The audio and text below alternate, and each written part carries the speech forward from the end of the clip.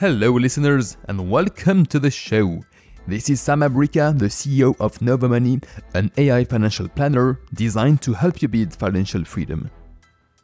In this episode, we will talk about trading, risk-taking, and what's going on in the crypto world with Dr. Clemen Chiang, founder of the Bitcoin Institute. As a disclaimer, when you listen to experienced traders, they will likely make it sound easy. But I've spent years on the trading floors and guarantee that very few can become successful traders. That's why I recommend long-term investing to trading to 99% of people. However, Clemen is part of the 1% who managed to live and breathe at the fast and furious beat of the volatile market. He's a veteran trader who self-learned the secrets of the market and became a millionaire by the age of 30. He's now the founder and CEO of Spiking, a social trading platform providing market information about publicly listed companies.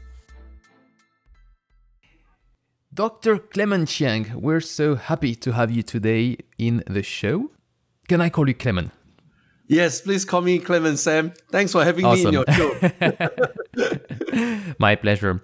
Clemen, can you tell us about how you started to get into trading and investing? This is actually a very simple question, but it comes with a very, very complex answer. Let's hear it. My investing started way back when I was in the university, and I went through a major transformation, and that was the period of time I sat down and then asked myself, what do I want to do with my life? And I've always been an underdog because I came from a very, very popular and top school in Singapore. But unfortunately, in the class, I'm always like the bottom. So the bottom of the best. I was asking myself, like, how do I find a niche when my peers are all doing so well? Let me tell you how well they've done, all right, Sam? One of my peers right now is a minister in the Singapore government. And one of my senior is also a full-fledged minister in the Singapore government. So I'm surrounded by very brilliant folks. And because of that, I developed a sense where I need to find a place where I can stand out and contribute to this little world that we live in.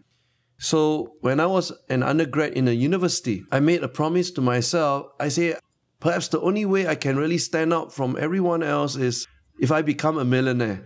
And then that thought got planted in my mind. So I say, okay. And young, fast and furious, I just wrote it down. Okay, I want to become a millionaire by the age of 30 years old. I just wrote that down first. And there started the whole search for what will make me become a millionaire. And I look around at all the different tools, different business, different industries I can participate in. But one thing really caught my passion and my utmost attention was this, the Chicago Board Option Exchange. They have just launched options trading. And at that point in time, the options trading was backed by Black-Scholes formula. And Black-Scholes formula won the Nobel Prize. Can you believe that? I say, wow, you have an instrument that can help me make money. At the same time, this instrument won a Nobel Prize. I love knowledge and I love wisdom. Thereby started my foray into options trading. And because of that transformed my life completely. I've been doing that over the last 20 years, Sam. You mentioned Black-Scholes formula. Yes. For everybody who's not aware with the technical details, it's quite a complex formula. When you want to demonstrate that, you need to go through lots of physics, heat equation, etc. What did you study at university? Were you a math guy, a physician, a business guy? I was in the Faculty of Engineering, and in our university, there are 3 faculties for engineering: electrical engineering, mechanical, or civil and structural engineering. So I came from the smallest faculty, which is the civil and structural engineering. We built roads, we built buildings, construction primarily, right? And going back to Black-Scholes formula, this is like the pricing formula that's designed by Mr. Black and Mr. Scholes, of which the entire Chicago Board Option Exchange was built upon, based on this pricing formula. And because of my engineering background, instantly I fell in love with it. I say, wow, this will challenge my mind relentlessly, and such a powerful instrument because it has a leverage of 10 times of the profits compared to what you play in the stock market. Options give you 10 times the profits, and the best part of it all, the risk remains the same compared to what you invest in stocks. Because in the event if a company goes bankrupt, your stocks or your options position will go to zero. But in the event the company does well, for a 10% movement of the stock price, your options, you can get 10 times more of that, around 100% movement. So that's really the beauty of options trading. So when most people start trading and looking at the stocks and buying the stocks outright, you took a very different path. You started right away trading options, which is the most complicated instrument to trade. And I think that really caught hold of my attention. I believe, looking back, if I started with trading stocks, I wouldn't have lasted 20 years in this journey. What got me excited about options trading is because there are 58 different what we call options trading strategies. I call it the 3 S's: spreads, straddle, and strangle. Covered call, iron condor, butterfly. I mean, they came up with all kinds of sexy names, right? And I told myself, every single strategy that's taught by the exchange, I'm going to put in real money, get my emotions involved so that I can dive really deep to understand each specific strategy on its own. And that's exactly what I did. I started with 5 solid years of options trading background and never looked back because it opened up my mind that there were so many different permutations of looking at an investment position. So give you an example, Sam, a case in point. If you deploy options, you believe the stock price is going to go up, so naturally we'll buy a straight call. So if the price goes up, a straight call gives you 10 times the profit of what you buy for the same amount of money into stocks. But the challenge is this. What if the stock price decides to go down? Now, this is where the beauty of options kick in. Options allow you to salvage a losing position, get out in style, and still make money. The beauty of options is you can take very 2 simple instruments like a call and a put, and then you can combine them and do any linear combination of it and create so many different strategies. Yes, this is theoretically correct, but because of the time when I first started, that was in the year 2000. Back then, the commission fees for options trading were absurd.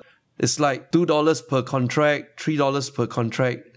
We were paying a lot of money to the options brokerage houses. They were making so much money because they just started and they wanted to milk the whole market. They charged us a premium for the commission fees. As a result, if we want to play on the synthetics, comparing deploying calls and puts at the same time, we will still lose because of the high commission fees that we pay to the brokerage houses.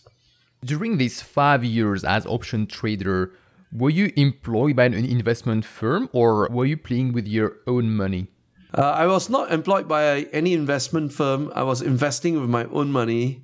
And what really got me excited, those were the times, let me give you, maybe some of your listener may not even know about a product called the iPod. That was the time when iPod got really, really hot by Apple. And that was the season where we saw the whole transformation of Steve Jobs coming back to Apple, launched iPod, and came out with many series of that. Then there was a rumor that potentially they're going to launch a phone. And subsequently, they did launch an iPhone, and that took the market by storm. I was in that generation. So you played with your own capital, and you started that when you were a student or after getting your PhD? I started off as a student, and back then, the capital I had was very, very small. That means all through my life savings, US $10,000. And I started with that. And of course, after I graduated, I launched my own business. And as an entrepreneur, this is something I want to encourage everyone to do so. Even as we take on the role of an entrepreneur, I still stay invested in the market. Because I went into the market with a single objective. I want to learn about all the great companies that are publicly listed in the US market. And all of us know that US market has a very high barrier of entry for a private company to be publicly sold in the US NASDAQ or NYSE. So every single publicly listed company in the US market, they are actually the role model for the respective industries, be it aerospace, pharmaceutical, tech, retail. They are always the number one. And so I take those insights as I'm investing, and apply in my business domain. And I realized, wow, in terms of branding, in terms of their strategy, in terms of how they became a Trojan horse to bigger companies, like the case of Google, who is a Trojan horse for Yahoo, and eventually today, Google is much bigger than Yahoo. This is everything that we learn in the market. Clemen, you're an exception. Because to most people, and especially those who are beginners and at the start of their financial literacy, I recommend them invest and don't trade. But I know we discussed that before, and I'd like to know, how do you define trading versus investing? Oh, that's a great question, Sam. At first, all of us wanted to start off as a great investor because we are very much influenced. Like for myself, I'm very much influenced by Warren Buffett and his teacher, Benjamin Graham. And he started with value investing, telling us buy, hold, and don't sell. That concept sounded really, really nice until you become a practitioner of it. You realize that, oh my gosh, this is taking too long. I got bills to pay. I need to buy a car. I need to date a girl. This is taking too long. I mean, I'm sitting there thinking, okay, let's wait 1 year to make 10%. Sounds like a great idea. But no, young, fast and furious, just like the millennials of today, they are not patient enough for that. And I was in that generation because I started off with a game plan, Sam. My game plan, even before I started investing, was this. I wanted to become a millionaire. And very specific with the time frame, before 30 years old. I just wrote that down. Millionaire at 30, starting with 10K. Did you reverse engineer what should be your annualized profit rate to reach your goal? No, I didn't reverse engineer anything. The only thing that I believe in back then was very much influenced by my teacher, Tony Robbins. And he had this book called Unlimited Power. Most of the people right now in this current generation probably never heard of that book already. That to me is my classic. Think and Grow Rich, Unlimited Power. And he opened up my mind to believe that anything that we can imagine and believe in, we can achieve. So I started off from there.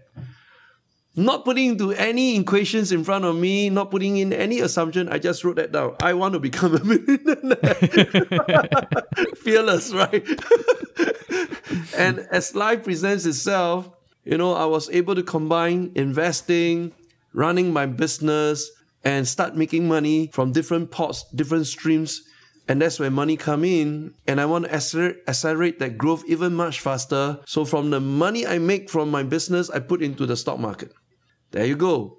So I keep repeating this process and I realized that, wow, the only way to accelerate, and you ask a great question, between a trader and an investor is this.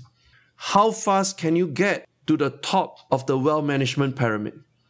I want to share this concept about the wealth management pyramid because this is defined by the top banks in the world. They basically classify the entire world's population who is at the top of the pyramid. And let me give you the hard facts about the statistics.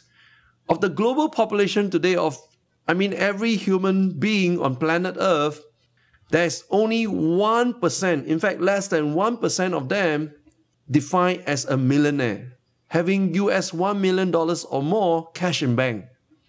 That is it how you define millionaire? Is it cash in bank or is it a net asset? Cash in bank.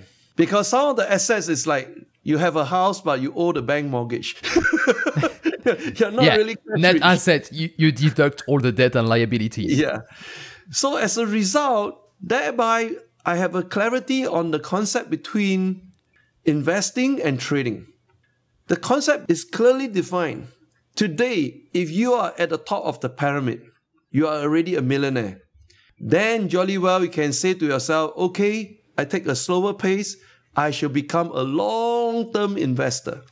You can take your time because you've already been there, done that, reached the top. But if you are at the bottom of the pyramid and you tell yourself, okay, I'm going to take my own sweet time, let me tell you, you can't get up there. You're going to find ways much faster to accelerate, to get up to the top as soon as possible.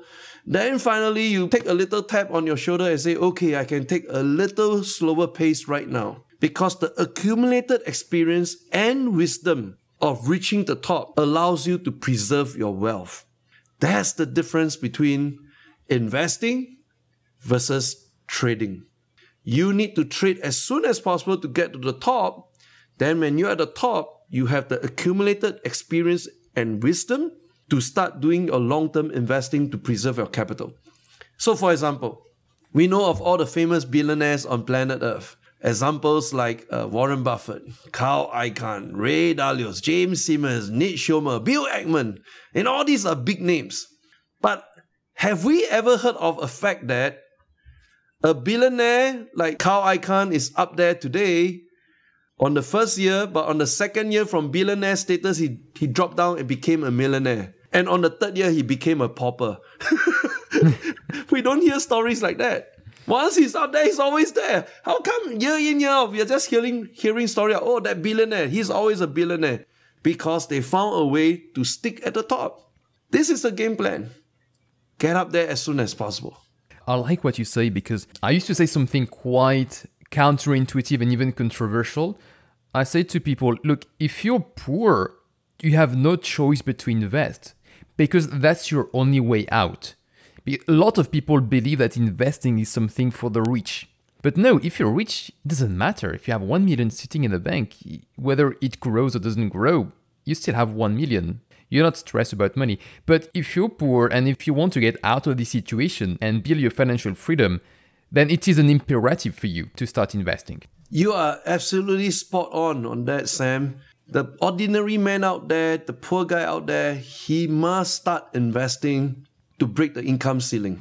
Because he can continue to do whatever he's doing, he cannot have a breakthrough on the income ceiling unless he allows the concept of money to grow money, money to compound money. That is the whole idea between trading and investing. Essentially, accelerating the growth of your money in the shortest time possible. One of the problems of nowadays economy is the rich get richer and the poor get poorer. And only a fraction of common people actually have realized that money makes money. And the money that money makes money. It's called like the compounded profit. Albert Einstein used to call it the eighth wonder of the world. I think he was right. Yes. But the problem is so many people are really finding that daunting, like starting to invest. I might lose money. It's risky. And they don't want to take risk. They have worked very hard to earn and save their money. How do you perceive that? Do you believe that, for example, investing is the risky decision? I see that in our current generation, as in this generation right now as we are speaking, there is a major shift. Every ordinary man right now is able to jump into what I call a decentralized finance. And what do I mean by that? They realize that if they continue to clamor after US dollars, they probably have no chance to break the income ceiling, because exactly what you said, the rich becomes richer holding US dollars. But doing here's nothing. The breakthrough. They discovered that, holy moly, there's this thing called cryptocurrency. And today, there's like 700 million people worldwide that's involved into Bitcoin. And Bitcoin has empowered the ordinary man. Suddenly, there's a whole bunch of them became wealthy overnight. And this is the major shift. That's the reason why this bet about the next 10 years, who's going to dominate the market. And very clearly, this generation has seen it with their own eyes. Cryptocurrency, blockchain, a decentralized finance where everyone got a chance to get to the top. And perhaps that explains in the past few years why the rich guys will condemn Bitcoin, will condemn cryptocurrency, because they don't want the poor guy to become richer than them. So that's the paradox. There's a generational wealth gap, just like you described. Our parents used to have a better standard of living. Our parents used to have a job and being able to afford a house, being able, by saving a reasonable amount, let's say 20% of their income, to eventually buy a house in their 30s. Nowadays, if you're 30 years old, you can try to save 20% of your income and buy in Singapore, London, New York, in any big city. It's just impossible. The entry to barrier to access ownership, and for 99% of people, the house is the biggest asset people would ever have, has just become inaccessible unless you have rich parents. And what happens is a lot of people, since they can't see that tangible objective of buying a house, they just fall into the desperation of like spending everything anyway. There's no future, there's no point in saving, there's no point in investing. But there's this shift, just like you described, of people who are trying to bridge that generational wealth gap by going on crypto. And they say, well, look, I can't save to buy a house, it doesn't work anymore. Let me screw the system. Exactly, and you said it so well. They live for the moment. This new, I mean, many a times we call it the millennial generation or the Gen Z. They truly live for the moment because, like what you said and identified, they gave up the fact that, oh my gosh, the ceiling is so hard to break through. Why don't I just enjoy life for the moment? And perhaps that's the breakthrough that they have. They are able to travel into different remote cities and work remotely. They are able to get away from the traditional notion that you must own a house. That's why Airbnb is doing so well. They can just rent through their whole life and not incur any substantial debt with the banks. And that's the breakthrough. And because of this whole generational breakthrough, they are looking at things completely different. So I met this guy. He's known as the guy called the Bitcoin Jesus. And his name is called Roger Ver. And it's kind of an interesting guy because, you know, he was convicted in the US, went to jail, and then he renounced his US citizenship. And then he went to live another part of the country and he spent some time in Japan. And while he was in Japan, hanging out at a cafe, he heard that everybody around is just talking about Bitcoin. And you know what he did? He bought the domain name, bitcoin.com. And it was available. This is the guy. Yeah, he was available. But everybody's talking about Bitcoin, not buying the domain name. He bought it. Today, he's the proud owner of Bitcoin Cash. That's Roger Ver. For someone rejected by society, for someone who rejected his own country, he got a breakthrough. He's not held back by traditions anymore. And that perhaps explains his current success. Would you recommend Gen Z and millennial nowadays to buy or trade the cryptocurrencies? I would absolutely do that, Sam. The reason why is this.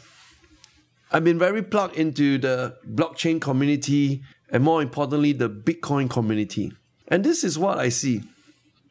In our current generation, there are three important points for us to consider. Number one, there's not another company or a product or service that can capture $1 trillion market cap in just 12 years. And who is this guy I'm talking about? That's Bitcoin. Bitcoin has demonstrated that it's able to win the hearts and minds and monies of so many people. And traditional companies like Amazon, Apple, they are taking like double, triple the amount of time to get to the $1 trillion market cap. That's point number one. Point number two, if we ask ourselves what would dominate the world 10 years from now, then very clearly, everyone wants to have a fair chance, a transparent chance, an equal opportunity. And this is what blockchain is all about. Blockchain is about trust. A doesn't trust B, B doesn't trust A. You need a bridge between them. Welcome to the world of blockchain. Blockchain establishes the trust. So moving forward, we know 10 years from now, things will be run by blockchain. Then the third concept is, how about the concept of the traditional money that we hold in our hands and keep in our wallets? Nope. 10 years from now, nobody will be touching dollar notes anymore. Because the future that we see is a future of digital currency. And on this note, China is taking the first step. My belief and my calculation is that by next year, China will have fully deployed its Chinese digital yuan currency. In fact, if you visited China, you realize that they don't pay by the dollar notes anymore. They already have Weibo and all the electronic payments by Alibaba. And for China to go into the next level of launching its own legal tender digital yuan is just a normal step in time. So they are very far-sighted as a country to identify this small window of opportunity, and they want to be the first to launch it. And they will capture the market very fast. So if you summon up these 3 points and think 10 years from now, how can our current generation have an equal chance to be great, to perhaps own something that they don't believe in the past they could own, then perhaps that is the future we are looking at, Sam. I love the idea, but at the same time, I see that there are a lot of cryptocurrencies. It just sounds like that anybody can create on the fly now a new cryptocurrency and create like a new token out of the blue and randomly assign a value even if it's not used in practice. So what do you think about all these currency and their current price? And that's a great question. That is a great question because it allows us to highlight on the importance of the concept, what we call limited supply. In fact, of all the coins out there, there's only one guy with a limited supply of coins, and that's Bitcoin. 21 million coins, that's it. But I can't say that for any other coins because they can just keep launching and minting new coins. So the supply keeps getting unlimited. So we are at really right now the tip of the iceberg, just at the beginning. So to kickstart this whole journey of the concept of cryptocurrency, for us right now, we only focus on one, the first guy, and that is Bitcoin. Now, there are 3 concepts behind it. Some of them look at it as a currency that you can buy and pay for items. Some of them look at it as a store value. Some of them look at it as an inefficient blockchain. Depends on who you ask and who you talk to. Everybody got their own different versions. But what stands out the most? Bitcoin is 100% decentralized. No government, no companies, no individuals can take charge of it. Number 2, because of its limited supply at 21 million, thereby as education, as more and more people catch on the idea of cryptocurrency, demand goes up, supply remains the same, then you have a chance of what we call a pricing to the moon. And then the third concept, if you put all this together, in the future, then who will become the de facto gold of the new century? And that's the reason why many people equate Bitcoin as the digital gold. Why it's been even talked about as a gold? Because, for example, Singapore is a very young country. We got our independence in 1965. And in the first 3 years of our independence, back then our country leaders, our forefathers, they went to Switzerland to buy gold for one single purpose, to hedge against the new currency called the Singapore dollar. So that's how gold was started in the history, to hedge against or to stabilize against a national currency. Now, if you take this concept fast forward to this year right now, 2021, then you begin to see telltale signs of governments of the world going after Bitcoin. Number 1, US. FBI has found a way to confiscate Bitcoins for what they call illegal activities or whatever not. Now, they have to commit so much resources just to confiscate Bitcoin. It means that there's a value behind Bitcoin. Please say yes. And last year, November, they started this campaign to confiscate Bitcoin in the US government. 6 weeks later, in fact, I got the numbers right. They confiscated $1 billion worth of Bitcoin in November last year. 6 weeks later, to be exact, the Chinese government also confiscated Bitcoin in China. 4 times more, 4 billion. Now, you tell me this thing is worthless? Why would the government go after it? Unless it is valuable. Look at the price of Bitcoin today compared to last year, November. And that is the first telltale sign governments of the world right now begin to show up their holdings of Bitcoin. They know that this is a limited supply asset and they need to hold it so that they have an advantage. Second telltale signs. Sam, we are the specialists in Wall Street for insider trading. And we track all the insiders, the billionaires, the millionaires, the sovereign wealth funds. And to us, one of the clearest telltale signs is that among the Wall Street top money managers, if 1 or 2 of them start to get into Bitcoin, the rest will follow. They behave like a school of whales. And the first gentleman on Wall Street is actually Paul Tudor Jones. He committed 2% of his asset under management to buy up Bitcoin last year on the same day as me, 12th of May, on the third halving event. He bought 2% with 2% of his asset under management. He's the first official Wall Street guy. Second official Wall Street guy is the CEO of a public listed company. And that's the CEO of MicroStrategy. His name is called Michael Saylor. He has bought up $2.5 billion worth of Bitcoin with the cash in his company's bank. They call it treasury. That's the second telltale sign. Third telltale sign, look at Square, look at PayPal, all these big money companies. They have also stored up Bitcoin because there's a big market. And officially, as of today, one of the largest brokerage houses in the world, the one I've been using for the last 20 years, Interactive Brokers, they've announced that they'll be offering cryptocurrency trading on their platform within the next few months. Wow. If you connect all these together, you realize that, hey, the big boys are into the game. And for the small boys, you have a very small opportunity right now. The window gets smaller and smaller by the day. Can I play the contrarian? Yes, please, Sam. Awesome. So I think a lot of people are adopting Bitcoin and cryptocurrencies because they're surfing on the wave of the adoption. It's 100% clear that the adoption is just going up and up. And I think a lot of these companies, they're allowing to pay by Bitcoin, etc., because they just take such high fees. Like, look at a Visa and MasterCard. When you want to pay by Bitcoin, it's possible, but look at the fees they would take. And second, we all know the story of the pizza Bitcoin. The guy who one day paid his pizza in Bitcoin because he had no money at the time. And now his pizza costs him, I don't know how many millions of dollars. So who would pay in Bitcoin today, given that everybody dreams of the Bitcoin going to the moon? So that's a great question. It's a question of who is able to withstand the pressures of fear and greed. Most people are buying up Bitcoin not because they want to use Bitcoin to buy a Tesla. By the way, Tesla has just denounced Bitcoin.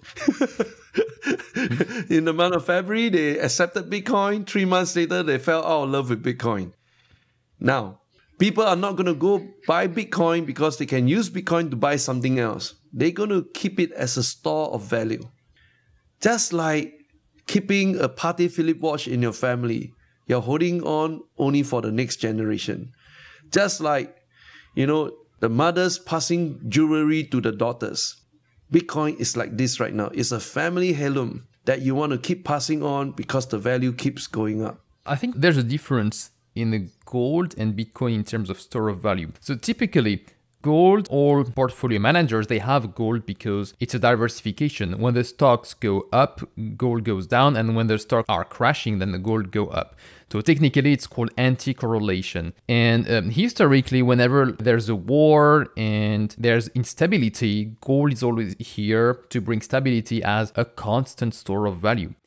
However, nowadays, if we have like a global problem, like all our servers are hacked, or there's like an electromagnetism tempest that is just breaking our hard drive, then we can't use Bitcoin anymore.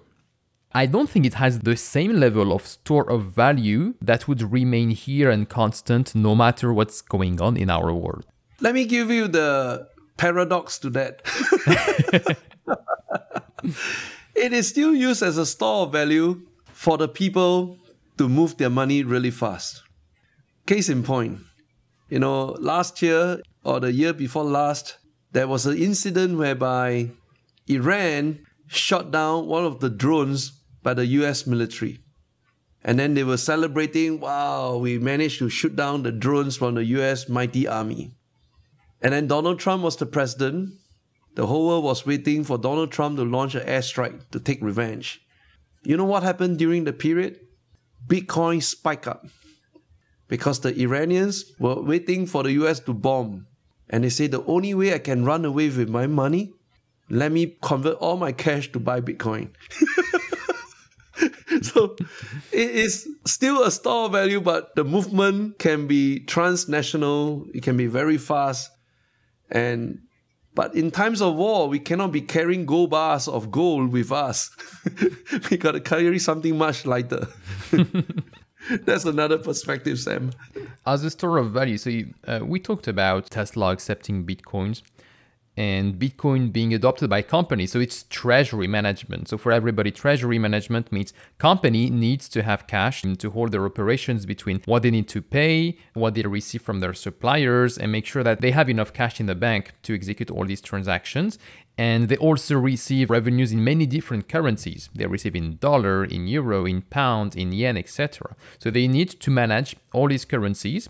And one of the challenges in treasury management is the revenue come in certain currency, but the costs are not necessarily aligned. So for example, you might hire people in India, in China, pay them in renminbi, but your revenues are in dollars.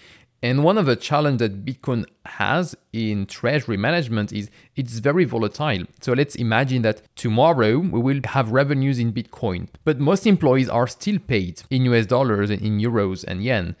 And they won't accept tomorrow to be paid in Bitcoin because the rent is still denominated in national currencies. So it creates this FX exposure, the exposure to the exchange rate between the Bitcoin and the dollar. So let's say a Tesla is sold when Bitcoin was like super high and then it just crashed. But you still have to pay all your rent and employees in dollars. So it creates a huge problem. Do you see that as a practical use for Bitcoin in treasury? And this is a great question because what you have just identified, Sam, is what we call teething issues. You will always have these teething issues at the very beginning, the infancy stage of a great development. So of course, we know that the price has not stabilized. It's not like traveling on a 45 degrees flight path, up and away. It has its big volatility moving up, moving down. So it is for the company to decide, do I want to include Bitcoin into my treasury? So case in point, let's look at MicroStrategy. It started off as a tech company.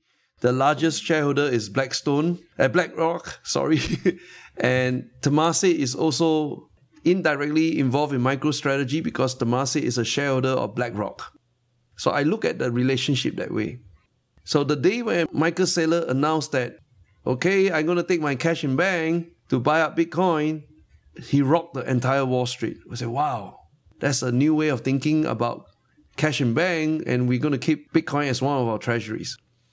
He did that, and he went beyond that. He went to the market to raise another $1 billion just to buy Bitcoin. As we heard right now, he's going to raise another $500 million to buy more Bitcoin.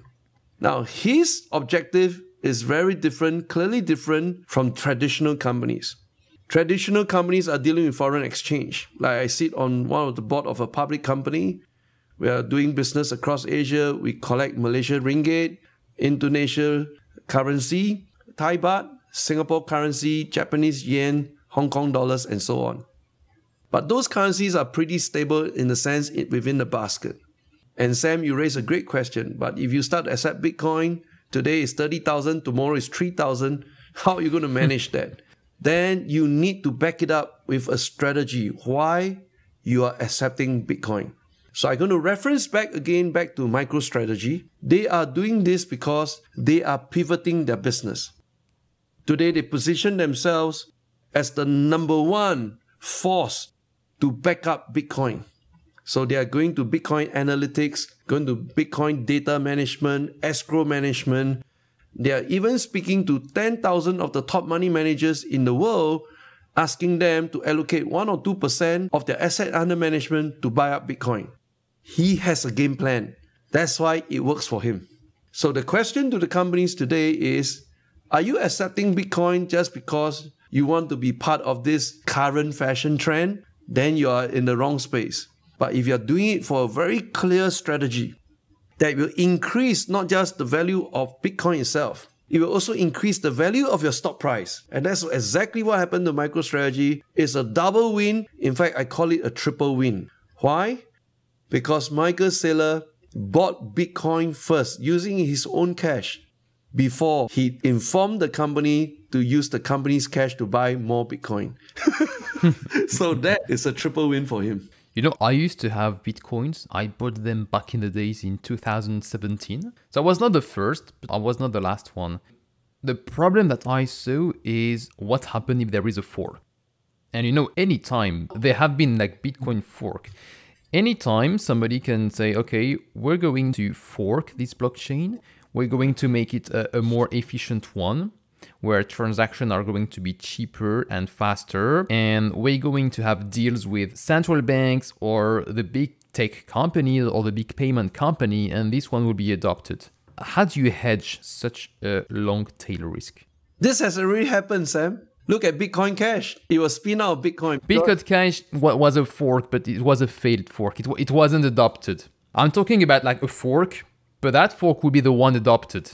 So I raised up Bitcoin Cash because the core team behind, they were actually the core supporters of Bitcoin at the beginning. They got frustrated with the speed. They wanted to make radical changes to Bitcoin. Everybody voted against it. And that's the birth of Bitcoin Cash. They got frustrated with the current Bitcoin. Then Sam, you introduced another idea about fork from the existing Bitcoin blockchain. That is a possibility. We don't deny it. But look at where it is right now. Is it even possible to begin with when you have 700 million supporters? Nobody wants to change anything. Everybody wants the status quo. And everybody wants to see the moon. I think that's the central piece. And that is why it could reach $1 trillion market cap in 12 years. For that reason, it has substantial people's power backing it. That no single man, no single organization, no single government can change its destiny. Clemen, you're a professional trader. You have been there, you're a veteran, and I'm sure you know as well as much as I do, if not better, than the markets are full of manipulations. And I've seen so much market manipulations, especially on the small cryptos. I've seen some shit coins back in 2017, some whale trades, some really ugly stuff. And unfortunately, the one who lose are often the everyday people, the millennial, the Gen Z, want to get out of poverty, and they're being exploited by a couple of manipulators who have a lot of capital to play, because to manipulate the market, you need to put like the big boards, you need to put like huge amount of money. How do you see that from your perspective? Actually, this has been happening for hundreds of years. It's not unique to 2017. It's not unique to 2021. Look at what's happening this year. The meme stocks, GameStop, and AMC. I call it AMC Theater because it's just a cinema. and the latest one, Wendy Restaurant. Oh my God, that's my childhood restaurant. There is no fundamental behind it. There's no valuation. Even every analyst that's doing coverage on these meme stocks, they gave up. They raised their white flag and say, surrender. I'm not going to do coverage on these companies anymore. Because they just want to prove a point. We call the Reddit community. They just want to shame Wall Street for whatever reason. But you're right. Behind the scene, there are manipulators. There are whales. There are powerful insiders who's stoking up all this fervor among the ordinary men. But these ordinary men don't live to make money. They live to be part of a movement. That's what we see right now. We can't explain through science anymore. Because look at all these three companies, doesn't make sense at all for the price that it shot up. So this is a challenge. A challenge of the fact that it seems like, Sam, perhaps a not so nice word is there are many willing suckers out there who are willing to be scammed. And as a result, you are right. There are many coins out there, took all the money by the big players, the ordinary folks suffer, but they continue to believe in it. That's something I can't explain. The loser continued to lose until he lost everything. He's still losing. So maybe we can go back to hundreds of years of history to determine this phenomena. Back in the good old days of the tulip, the price shot up. But it's just a game. So is it a case of willing buyers, willing sellers? Is it a case of musical chairs? Is it a case of David versus Goliath? something for us to think about. But what I can say is this. Today, if you are investing your money, you must be able to connect your own dots and live by your investment thesis. Then you will not be swayed by the people around you. And that's perhaps the reason why I could sustain for 20 years investing in the market. Because I always push myself to find the ultimate reason. Why am I putting money into this guy? Can I explain it to my children? Can I sleep well at night? If the answer is yes, go for it. You're a true veteran. And the first Bitcoin and cryptocurrency adopters, they knew what they were doing. They knew it was very risky. They knew it was early. They knew the tech because at the time only like the geeks knew about Bitcoins. The problem that I have is nowadays, I hear people from the taxi driver and the bus drivers, oh, I'm going to invest in Bitcoin. And you know, there's a say, when your taxi drivers tell you that he's going to invest in that, then you should exit the position. You shouldn't exit too early. Too late for me. Not all the taxi drivers bought Bitcoin yet. But many people, they wanted to follow the trend. They see, oh, it's going to the moon, Bitcoin to 100K, Bitcoin to 1 million. Elon Musk is buying Bitcoin, now Dogecoin. And they bought at the top and then they lose. So how to prevent this situation? You know, I have to attribute it to this guy called Elon Musk. And it's very good that this week, you know, CNBC interviewed SEC Chairman Gensler. And he says that he's going to go after this guys without naming anybody. And, you know, my belief is that if SEC wants to show its commitment to go after manipulators of the market, I think they should seriously consider Elon Musk as a prime candidate. 3 things happened. And I want to draw your attention. The first thing happened was in February this year. Elon Musk announced that Tesla bought up $1.5 billion worth of Bitcoin. And that came about, if we calculate the distance, he could only enter the market to buy Bitcoin between 1st of January to the first week of February. That is the date of his announcement. Because in 1st of January, he announced to the board that the company has approved his calling to buy into cryptocurrency. That filing was filed. So if we look at the distance from 1st January to his announcement date, we calculated his average price is probably $33,333. I call it the double tree and triple tree. Then when he announced Bitcoin was adopted as a form of payment for Tesla, on that single announcement, Bitcoin went up $10,000. I call it the Elon Musk candle, right? So that's the first dot we're going to connect. Very, very important.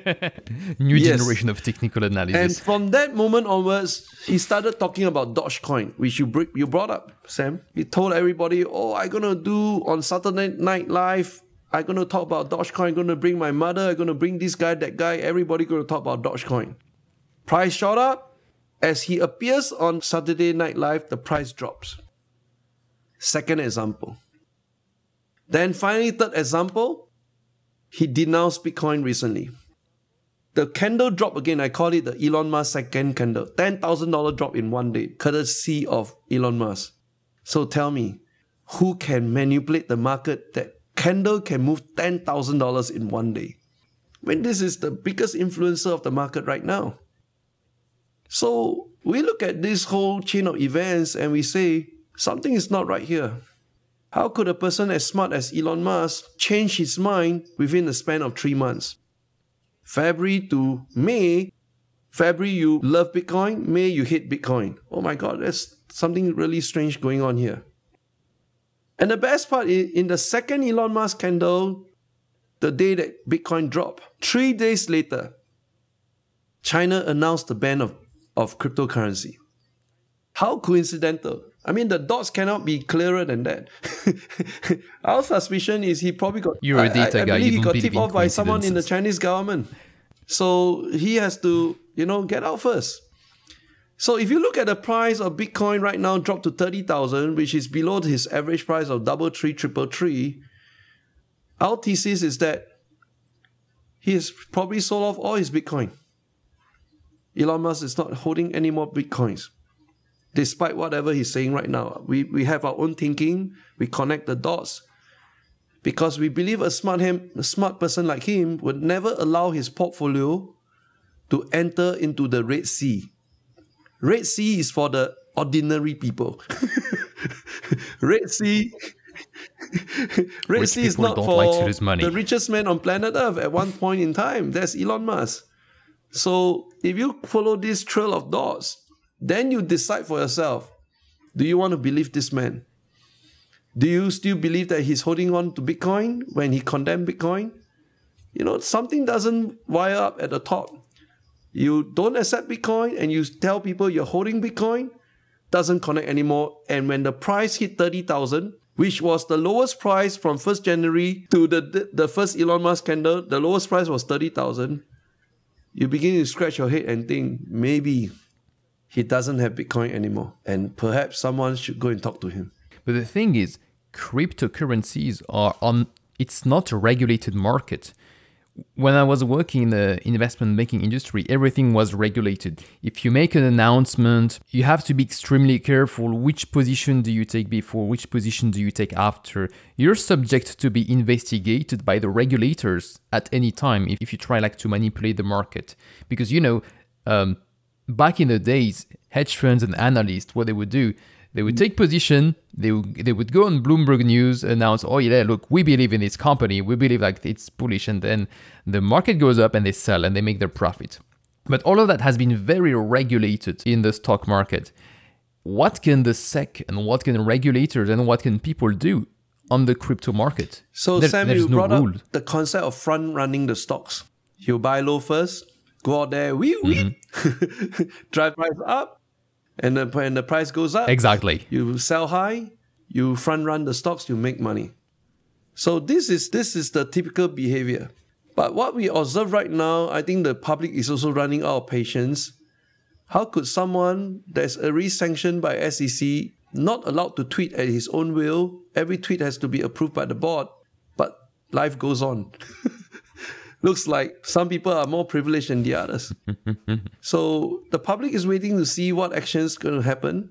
Because if you continue to have such behavior in the marketplace, then you're going to get a lot of people into trouble. And I believe that's the reason why Anonymous came out on YouTube to give a warning to Elon Musk. I think that's a serious warning because, so far in the past... You sent me the video, yes. It's a nasty one. I think it's going viral on YouTube at the moment. Yeah, it's still at YouTube. People already stopped the video, spread everywhere. And as a result, I call this behavior by the Anonymous is they have announced officially Elon Musk is public enemy number one. And that's why they are going after him. So we are out here talking about how to empower ordinary men, but the most powerful men are doing the opposite. So that is... Why do you think he's doing that? He's already one of the richest person on earth. He owns $3 billion company. He states that his mission was to save the planet, work on renewable, sustainable energy. My theory, it's only my theory, I think he did that to promote his business of Solar City and to develop sustainable energy with clean energy for cryptocurrency mining. Yes, you are pretty right and spot on that because that was the thesis put up by ARK Investment, Katie Woods as well. There's whole future right now revolving clean energy using solar energy to mine Bitcoin. But I want to give you another perspective. For someone who built SpaceX, who built a great solar company and built the Boring company and owned Tesla, if you look at the opposite figure of Elon Musk, I'm going to give you Jeff Bezos. Jeff Bezos right now is undisputed richest man on planet Earth. And guess what? Even after his divorce. He's super huge. And after his divorce, he's still super huge. And what did he announce this week? He's going to walk the talk. He's going to go to the moon with his brother. Have you ever heard any news about Elon Musk taking on SpaceX to fly to the Mars? No, we don't hear that. So you have two very different, unique personalities. Someone who walked the talk, or perhaps someone who wants to manipulate to promote his own company. But this is something everybody's scratching head. Then why does he promote Dogecoin? Nothing to do with him, right? So everyone is still scratching the head, and perhaps there's some truth in what is said in the video by Anonymous. Please go and watch it. And what if tomorrow Jeff Bezos promotes any other currency like Litecoin, EOS, anything? Would that make it a valuable currency? So when we look at CoinMarketCap at the top 10 currencies, right? The other currency we are looking at is USDT. For us in the blockchain, in the crypto world, we need USDT to do our business with other blockchain partners. So that's like de facto, the so-called US dollar in the crypto space, USDT. Then going down the line, you have Ethereum. Now Ethereum is going out of whack because the gas fees right now is shot up so high, it's like everybody's just so cheesed off about it.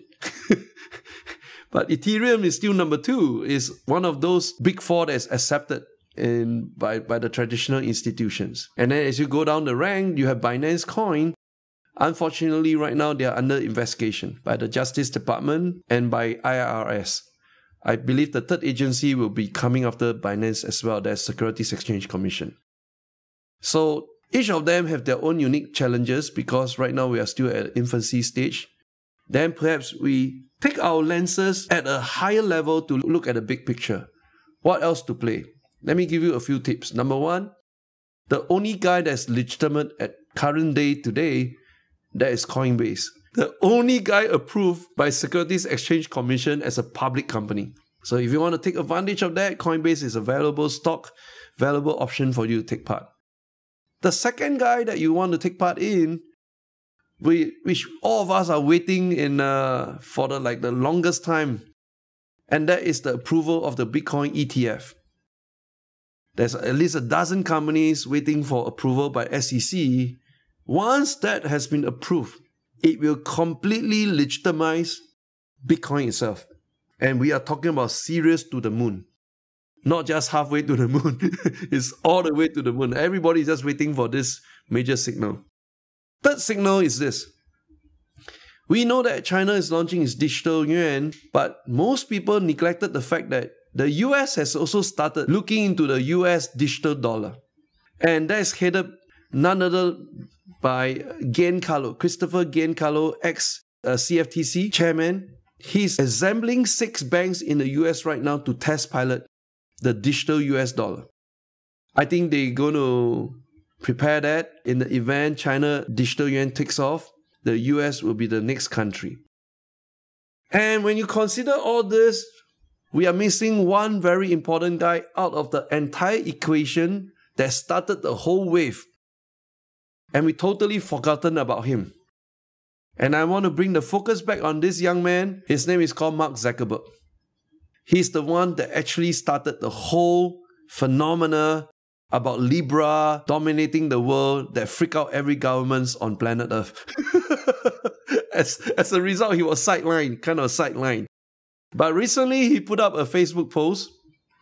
Pretty interesting, a picture of 2 of his favorite goats. And you know what's the meaning of GOAT? In our current generation, GOAT actually stands for greatest of all time.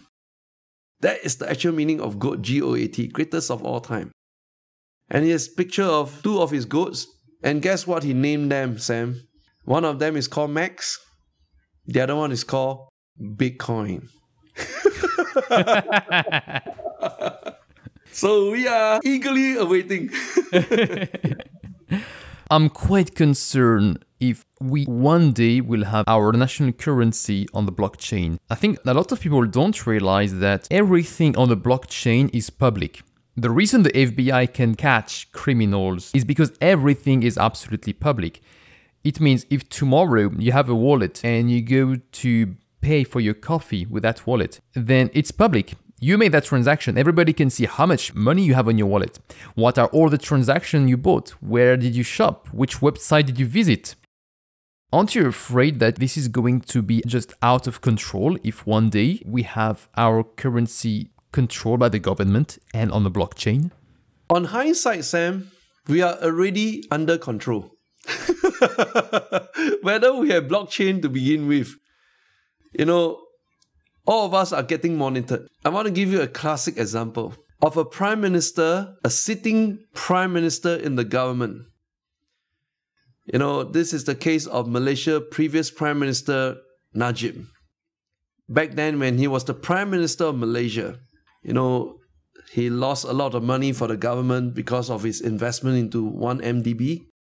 But what happened is this. Fast forward, he was charged in court, and they produced in court the private phone conversation of a sitting prime minister as evidence to the court.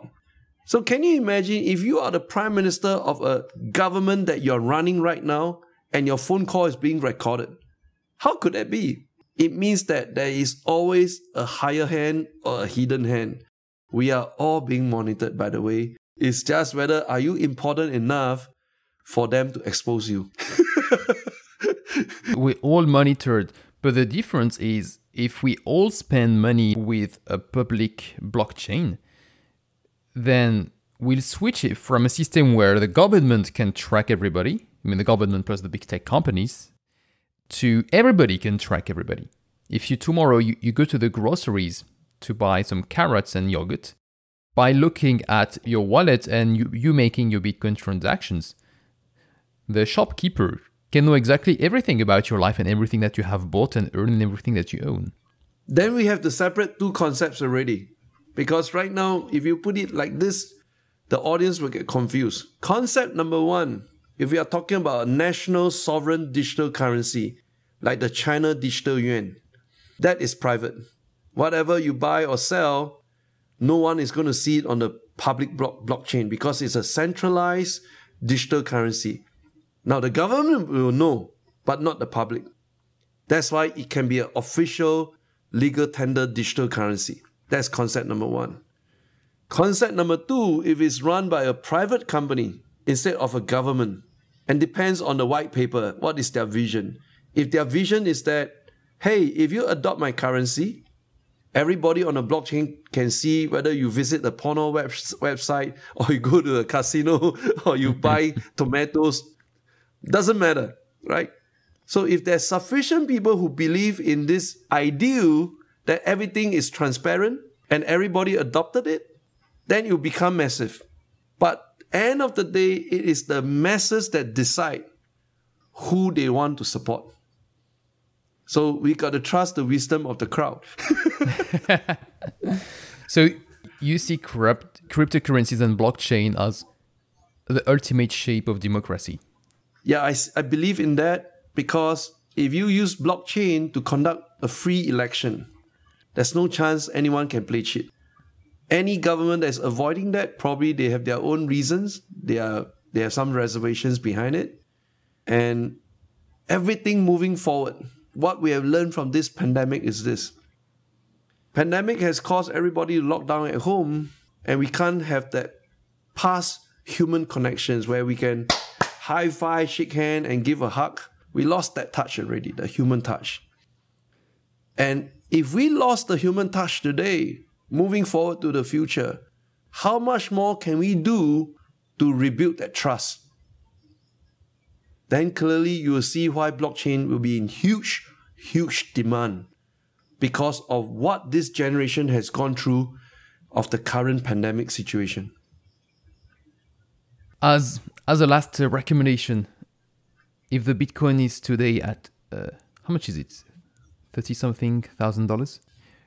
Would you say it's time to buy or is it time to sell? That's a tricky question. Depends on your time horizon. I just shared with my community that there are three major price points that we need to monitor. The first one is the 30,000 to 40,000 range. It has been going through this rectangular channel for the past few weeks.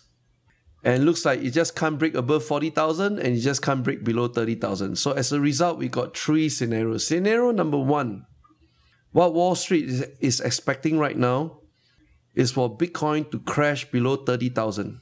And once that happens, we need to introduce a new word called capitulation, bloodshed across the market. Because the moment it breaks below 30,000, the most nervous man on planet Earth, I believe, would be Michael Saylor. He has $2.5 billion invested into Bitcoin. His average price is 25250. He will not want to enter into a Red Sea. He will start selling.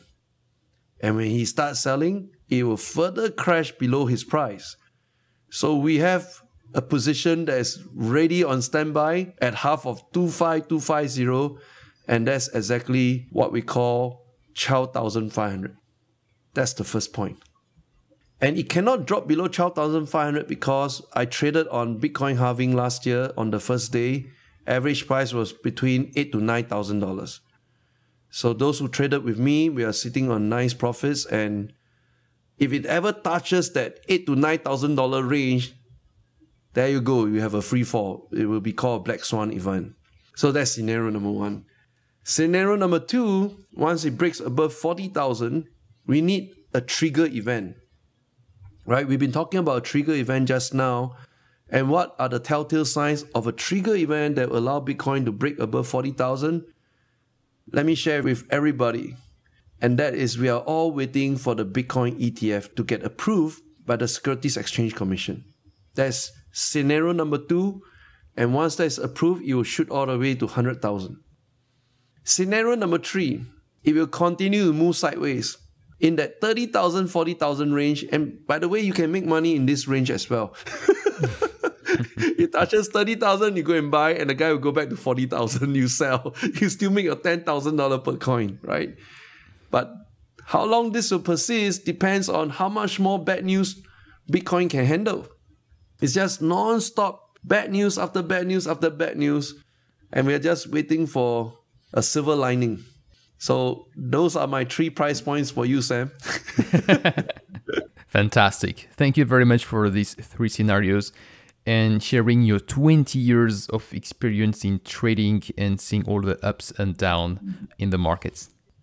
Thank you for having me, Sam. I appreciate it. So, Clemen, I hope to see you again for another talk. And we'll see how the Bitcoin would have reacted after your announcement. Thank you for listening. I hope you found this episode enjoyable, inspiring, and educational. In this era of instant gratification, it is more important than ever to train our delayed gratification muscle. So keep learning, keep improving by 1% every day. You may not see the result right now, but this is a secret of all the successful people I've met. Please help me spread financial education by sharing this podcast with your friends and community. I would love it if you could also leave us a review. It really helps the show. Now, I would like you to forget about all the advertising that is being pushed to us on a daily basis and think about your personal financial goals. What do you really want to achieve with your money? If you have financial objectives, then check out the Nova Money app. Nova is an AI that will show you how to set financial goals and how to achieve them. A plan is only useful if you can follow it. That's why Nova will send you daily motivational messages to give you the strength to ignore the daily temptations of spending money and stay focused on your goals. Like other budgeting apps, Nova connects all your bank accounts in one place to give you the full picture. The difference is that the Nova AI will do all the budgeting and tracking for you. The second difference is that unlike many free personal finance apps, we don't sell users' data. All your data is encrypted and will remain completely private. Make sure that you're investing in your financial education. Make sure that you're building your financial freedom. And I'll speak to you in the next episode.